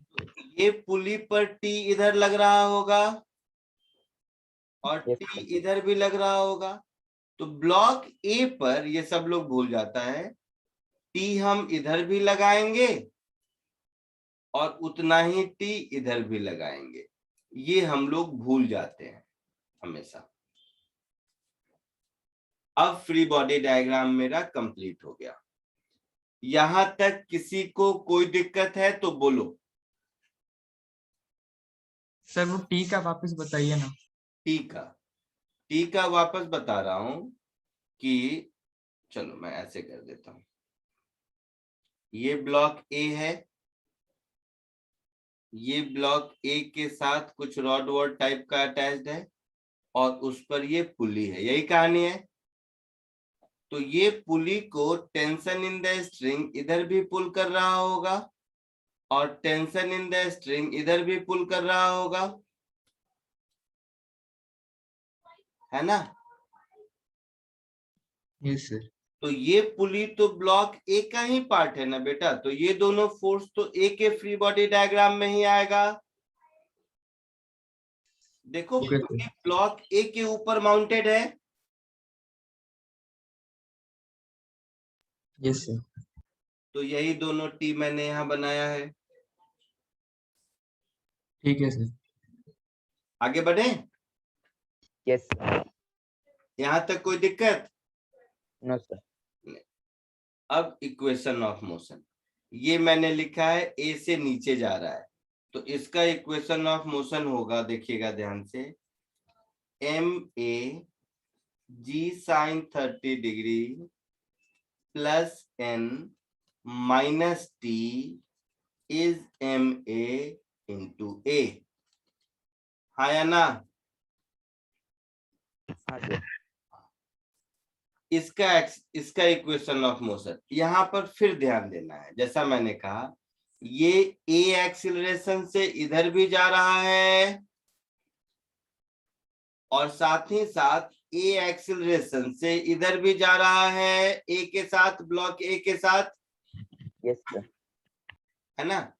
तो इसका इक्वेशन ऑफ मोशन क्या लिखेंगे, तो T minus M B G cos 30 degree is equal to M B into A, और बी को अगर हम ए के फ्रेम में कर दें तो स्यूडो फोर्स लगा देंगे, ग्राउंड फ्रेम में लिखें तो ऐसे लिखेंगे। दूसरा M B G sine theta minus N is M B into A, आया समझ में? Yes sir. पक्का? तो इस बी का एक्सीलरेशन ए उधर भी है ऊपर भी, और ए इसके साथ साथ इधर भी है, तो बी का ये दोनों इक्वेशन ऑफ मोशन हो गया। मास ऑफ ए मालूम है, मास ऑफ बी मालूम है, तो हम लोगों को इस तीनों इक्वेशन में अननोन क्या क्या बचा, टेंशन टी, एक्सीलरेशन ए और नॉर्मल एन, है ना। 3 variable, 3 equation, 3 unknown. Yes sir. मुझे एक्सीलरेशन ही निकालना है ना, मुझे एक्सीलरेशन ही निकालना है ना शायद। सर दोनों के? दोनों है, तीनों को ऐड कर दो कि ए ऐसे ही निकल जाएगा। तो आगे आप लोग वैल्यू डाल के सॉल्व करो, इसलिए कह रहा हूं कि तुम्हारा कॉन्फिडेंस बूस्ट होगा और कुछ नहीं। मुझसे तो मैं एक टाइम में बोलूंगा तीनों को ऐड कर दो, एन और टी कैंसिल हो जाएंगे, एक्सीलरेशन ऐसे ही मिल गया, उस एक्सीलरेशन को इक्वेशन 1 में पुट कर दो तो टी मिल गया, दोनों आंसर मिल गए। इक्वेशन 2 में उस एक्सीलरेशन को इक्वेशन 2 में पुट कर दोगे तो टी भी मिल जाएगा। समझ आया? तीनों को ऐड कर दो तो ए मिल जाएगा, उस ए को 2 में पुट कर दो तो टी मिल जाएगा। यही 2 चीजें शायद पूछा था क्वेश्चन में। Yes sir. तो एक बार आप लोग खुद से कीजिए, आपका कॉन्फिडेंस बढ़ेगा और कुछ नहीं, इसके लिए कह रहा हूँ। नहीं तो अगर दिक्कत है तो बोलो, मैं कर देता हूँ, कोई बड़ी चीज नहीं है। नहीं सर। हाँ तो खुद से कीजिए, वो क्या होता है ना, साइकोलॉजी है, वो आंसर मैच करता है खुद से, कुछ करने के बाद तो लगता है कि हाँ हमें भी आता है। थोड़ा सा फास्ट आंसर तक पहुंचो, फिर मैं आगे बढ़ता हूँ। जैसे ही आंसर आ जाए बताओ।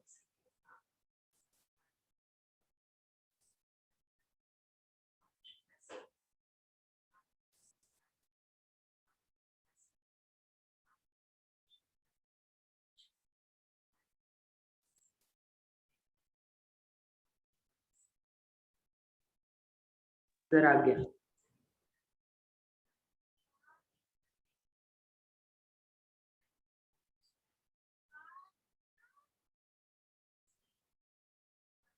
आंसर मैच किया? हाँ सर। Very good. सबका हो गया, आगे बढ़ूं? Yes sir. ग्रेट।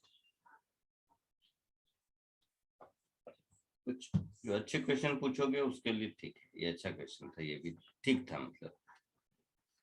सो 12th के बाद कौन सा था बेटा? 14। So next one is 14।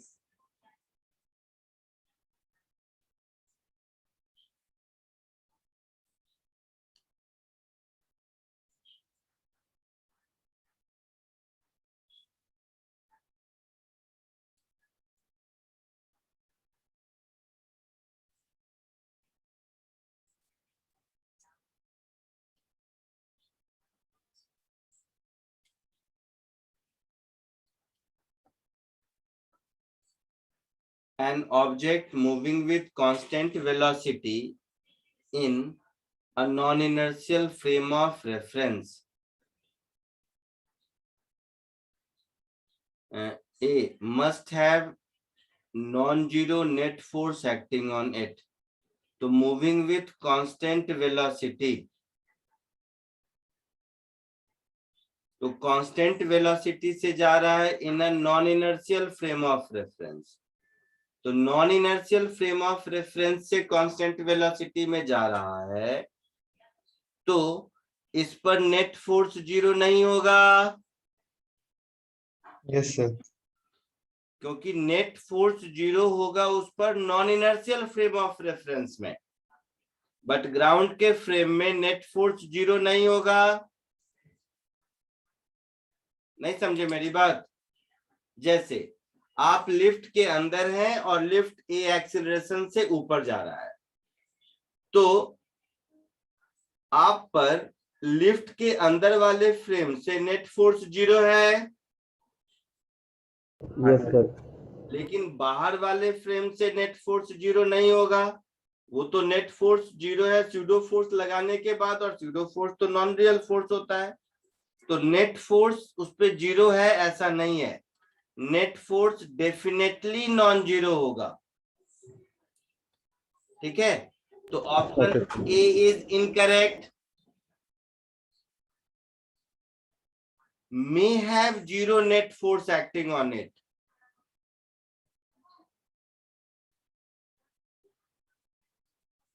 तो कांस्टेंट वेलोसिटी से जा रहा है non inertial frame of reference में। इसका मतलब है non inertial frame of reference में नेट फोर्स 0 है, मतलब बाहर के फ्रेम में नेट फोर्स 0 नहीं होगा, ये पक्का है। तो मे हैव वाला भी रॉन्ग होगा, क्योंकि non inertial frame of reference का डेफिनेशन ही है कि acceleration of frame of reference कुछ तो फाइनाइट वैल्यू होगा, है ना? Yes sir. Acceleration of frame of reference कुछ तो फाइनाइट वैल्यू होगा, तभी उस फ्रेम को नॉन इनर्शियल फ्रेम कहेंगे। और उसमें कोई 0 वेलोसिटी से जा रहा है, मतलब उस फ्रेम के रिस्पेक्ट में नेट फोर्स 0 है, लेकिन ग्राउंड के रिस्पेक्ट में नेट फोर्स जरूर है, क्योंकि एफ की वैल्यू है। हाँ सर। है ना? हम लोगों ने रिलेशन देखा था ना कि एफ इज इक्वल टू, ये हुआ था non inertial frame of reference के रेस्पेक्ट में, इज इक्वल टू ग्राउंड के रेस्पेक्ट में प्लस स्यूडो फोर्स। यही देखा था ना हमने? Yes sir, yes sir. Even if non inertial frame of reference में 0 भी है, तो भी ग्राउंड के रेस्पेक्ट में तो 0 नहीं होगा ना? No sir. Must have non zero. अच्छा, पहला है नॉन जीरो नेट फोर्स, मेरे 0 पर मैं वही सर, आप फर्स्ट काट क्यों दिए? हाँ, मैंने गलत पढ़ लिया, ये मस्ट हैव नॉन जीरो है, मैं 0 पढ़ लिया। ये सी वाला में नॉन जीरो है ना? मस्ट हैव 0 नेट फोर्स, ये रॉन्ग है। अच्छा, मस्ट हैव, फिर है may have non zero net force, ये रॉन्ग है, में नहीं, मस्ट होगा, मस्ट। नेट फोर्स इस पर, नेट फोर्स मतलब विथ रेस्पेक्ट टू ग्राउंड, तो net force with respect to ground हमेशा mass into acceleration of frame of reference तो होगा ही, प्लस समथिंग होगा। इस केस में ये वाला कंपोनेंट जीरो है, अपने क्वेश्चन के केस में ये जीरो है क्योंकि कांस्टेंट वेलोसिटी से जा रहा है। कांस्टेंट वेलोसिटी से जा रहा है मतलब force with respect to non inertial frame of reference is zero. Clear है? Yes sir. कोई डाउट किसी को? No sir. नेक्स्ट कौन था 14 के बाद? 22।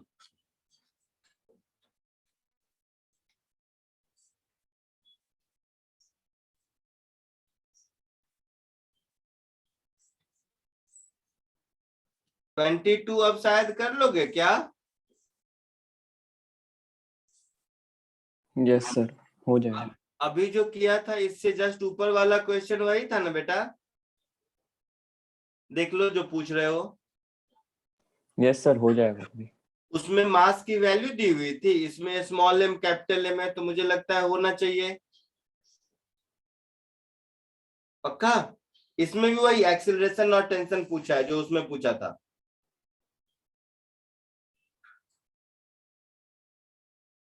बोलिए।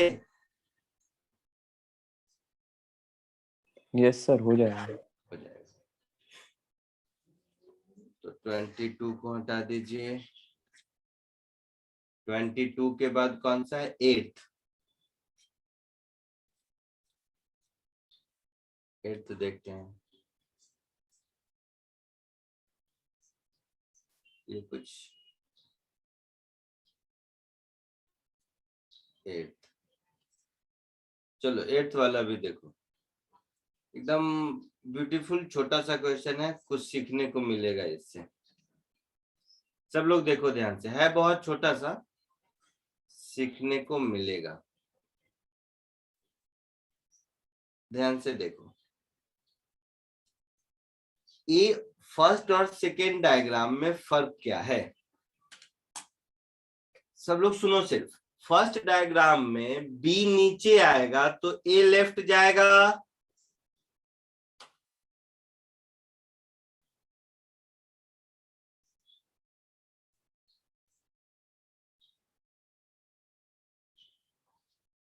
बोलो।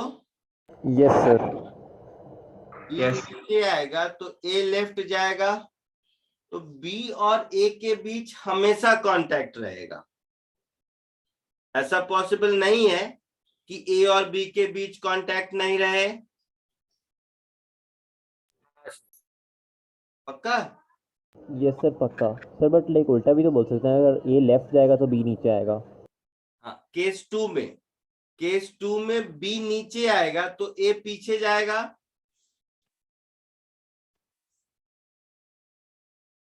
केस 2 में बी नीचे आएगा तो ए पीछे जाएगा, तो ए और बी के बीच का कांटेक्ट छूटेगा ना?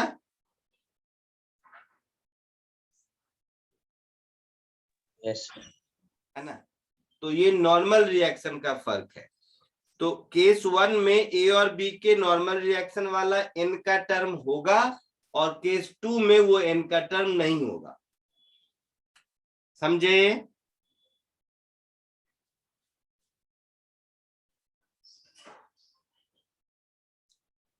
समझ आया कुछ मैं क्या बोला? यस। अब exact answer point of view से भी सॉल्व कर देता हूं। चलो इधर देखो। केस 1 बहुत इजी क्वेश्चन है, कर लोगे। दोनों का मास कुछ दिया है क्या? ब्लॉक 20 kg और ए का 40 kg, जो भी है। देखो इसमें ए एक्सीलरेशन इसका नीचे होगा, तो इस ए का ए एक्सीलरेशन आगे होगा, और इस बी का ए के साथ साथ एक एक्सीलरेशन इधर भी होगा। हाँ या ना? Yes, sir. Yes, sir. तो बी का फ्री बॉडी डायग्राम देखो, बी के फ्री बॉडी डायग्राम में मास ऑफ डी इंटू जी नीचे, टेंशन टी इधर, ए और बी के बीच का नॉर्मल रिएक्शन इधर। हो गया ये बी का free body diagram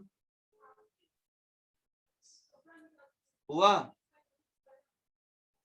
Yes, sir.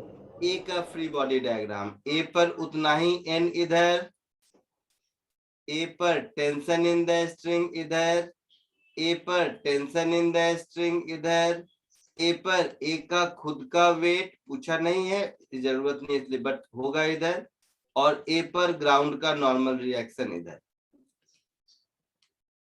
ए का फ्री बॉडी डायग्राम और बी का फ्री बॉडी डायग्राम समझने में कोई दिक्कत? सर लाइक वो लेफ्ट साइड पे टेंशन क्यों लगेगी ए में, वो नहीं समझा। फिर वही सेम स्टोरी, एक ही बात बार बार पूछ रहे हो। ये पुली ए के साथ अटैच्ड है, तो ये स्ट्रिंग का टेंशन इस पुली पर इधर और इस पुली पर इधर लगेगा। यस सर, यस सर, अच्छा ओके सर, ओके समझा। वही यहाँ पर है, एक इधर और एक इधर, है ना? बोलिए बोलिए। यस सर, समझा। इसका इक्वेशन ऑफ मोशन में लिखूंगा n is equal to mass of b into A, T minus, नहीं बी नीचे जा रहा है ना, तो mass of b into G minus T is equal to mass of b into A. ये हो गया b का फ्री बॉडी डायग्राम और इक्वेशन। a का लिखेंगे तो a एक्सीलरेशन से लेफ्ट जा रहा है, तो t minus n is mass of a into A. ये तीन इक्वेशन है, सॉल्व हो जाएगा। a चाहिए मुझे एक्सीलरेशन का ही रेशियो चाहिए ना बेटा। Yes sir. इसका एक्सीलरेशन क्या हो जाएगा, इन तीनों को ऐड कर दो तो n n t t चला जाएगा, तो एक्सीलरेशन क्या हो जाएगा,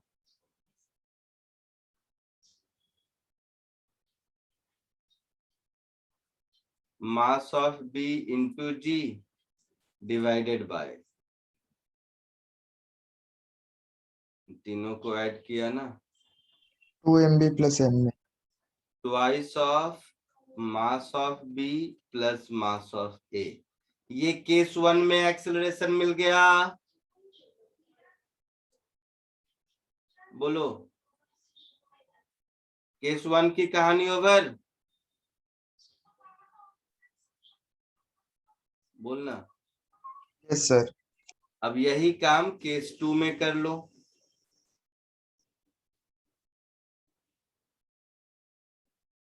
जैसा मैंने समझाया, केस 2 में ये नॉर्मल रिएक्शन वाला काम नहीं होगा।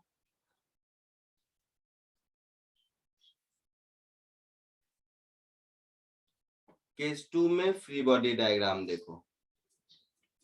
पहले ए का,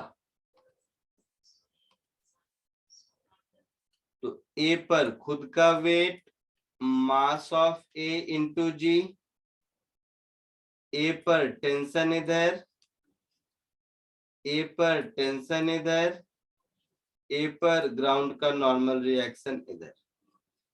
ए के पास एक्सीलरेशन ए रहेगा लेफ्टवर्ड डायरेक्शन में, तो इक्वेशन ऑफ मोशन लिखेंगे T is equal to mass of A into ए।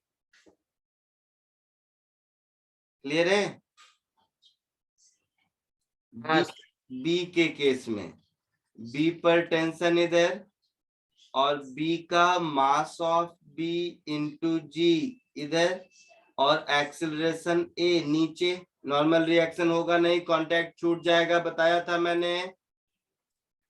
तो mass of B into G minus T is mass of B into A होगा। Yes sir. इस केस में दोनों को ऐड कर देंगे तो सेकेंड केस का एक्सेलरेशन मिल जाएगा। हाँ sir. Mass of B into G upon mass of A plus mass of B. तो ये सेकेंड केस में एक्सेलरेशन मिल गया और वो फर्स्ट केस में एक्सेलरेशन मिल गया। इन दोनों का ही रेशियो आपसे पूछा था। समझे कुछ? हाँ तो पहले कॉपी कर लो, फिर वैल्यूज पुट करके देखो आंसर तक पहुंचे या नहीं।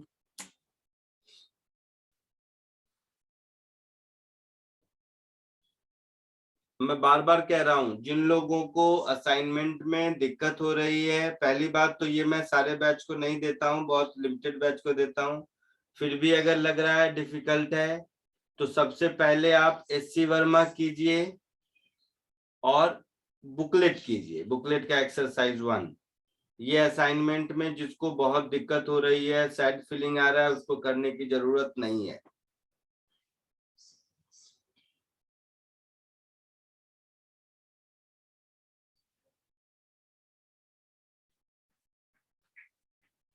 तुम्हारे ऊपर है, तुम लोग क्लियर कट मुझे बता दोगे तो मैं वो इजी वाले असाइनमेंट्स दिया करूंगा, वो भी है मेरे पास।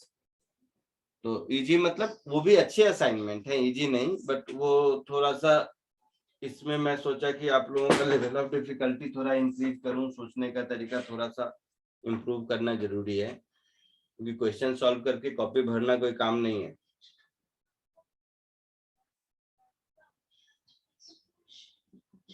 आंसर मैच किया?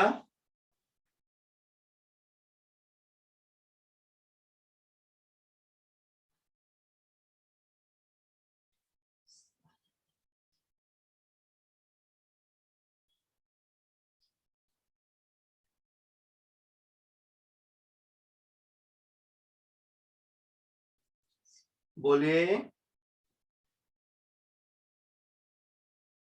Yes sir. आंसर मैच किया? Yes sir. पक्का? ठीक है, इसके रिमेनिंग क्वेश्चन हम लोग नेक्स्ट क्लास में डिस्कस करेंगे। मैं चाहूंगा एक बार और असाइनमेंट के साथ फाइट मारो, डरो मत, ये वॉल्यूम मत काउंट करो कि जितना मैंने किया। 5-10 क्वेश्चन भी तमीज के एक दिन में सॉल्व करते हो तो मोस्ट आई मीन सही है, लेकिन हाँ दिमाग पे जोर डाल के। चलिए आज के लिए इतना ही, नेक्स्ट लेक्चर में मिलते हैं। Sir bye sir, thank you sir. Thank you sir. Sir assignment 3 में कुछ रिलेटिव मोशन वाले थे, आप वो भी कोई एक करके बता सकते हैं नेक्स्ट क्लास? बता दूंगा। Thank you sir. 4 के भी डाउट डिस्कस करेंगे, सब करेंगे। असाइनमेंट 4 का भी कर सकते हो नेक्स्ट क्लास? सबका कर सकते हैं, मुझे बहुत मजा आएगा, प्रोवाइडेड आप एकदम अपने फुल पोटेंशियल के साथ अटेम्प्ट करके आओ। मैं सबका डिस्कस करूंगा, मुझे कोई दिक्कत नहीं है। हाँ sir. Okay sir, thank you sir. Assignment 3 बहुत ट्राई किया, वो हो ही नहीं रहा है। हाँ सर, कंस्ट्रेंट्स वाला काफी टफ है। Yes sir. तो काफी टफ है तो 2 रास्ता है, छोड़ के आगे बढ़ जाओ। एक नहीं रास्ता सर, ट्राई कर रहा हूँ सर, दूसरा बार रास्ता ट्राई करो, रोज कुछ नहीं है तो दिमाग में क्वेश्चन घूमते रहे, रोज 2-3 क्वेश्चन ट्राई करो। फिलहाल उसको साइड में रखो, पूरा एक साथ लेके मत बैठो, एक दो क्वेश्चन एक दिन में कोशिश करो। सर उसमें पता ही नहीं चल रहा है कि आगे बढ़ना कैसे है। तो सोचना है ना। सर कभी-कभी सर ऐसा लगता है, पागल हो गई उसको घूर घूर के, हो ही नहीं रहा है। ठीक है, डिस्कस करेंगे नहीं। सर कभी-कभी लगता है सर क्वेश्चन स्टार्ट ही कैसे करें वही समझ ही नहीं रहा सर, ऐसे डायग्राम को घूरते रहता हूँ। हाँ सर सेम। मैं पहला डिस्क्लेमर बोल रहा हूँ कि डिफिकल्ट तो है, तो इसलिए ऐसा आप मेहनत कर रहे हो, अच्छी बात है, तो डिस्कस कर लेंगे, कोई दिक्कत नहीं है। अगली क्लास में भी चलो, मैं आगे नहीं पढ़ाऊंगा, अभी ही बता देता हूँ, असाइनमेंट 3, 4, 5 डिस्कस करूंगा, ठीक है? Yes sir. Okay sir, thank you sir. आप पूरा कीजिए। हाँ बाय सर। या bye. Thank you sir. Sir last class के क्वेश्चन में डाउट था, पूछूं भाई? बोलो सर जैसे आप फर्स्ट क्वेश्चन था, अच्छा लास्ट चलो आप अभी दिखाता हूँ। बोलो कौन सा? सर फर्स्ट वाला।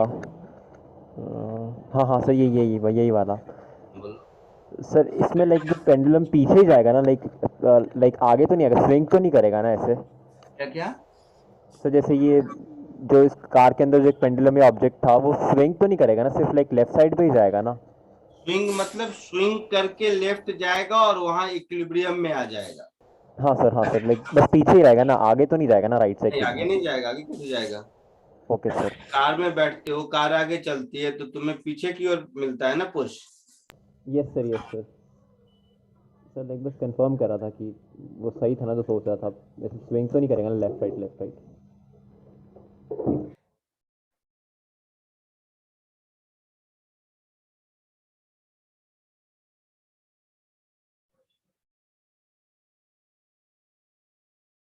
चलो bye. Bye sir, thank you sir.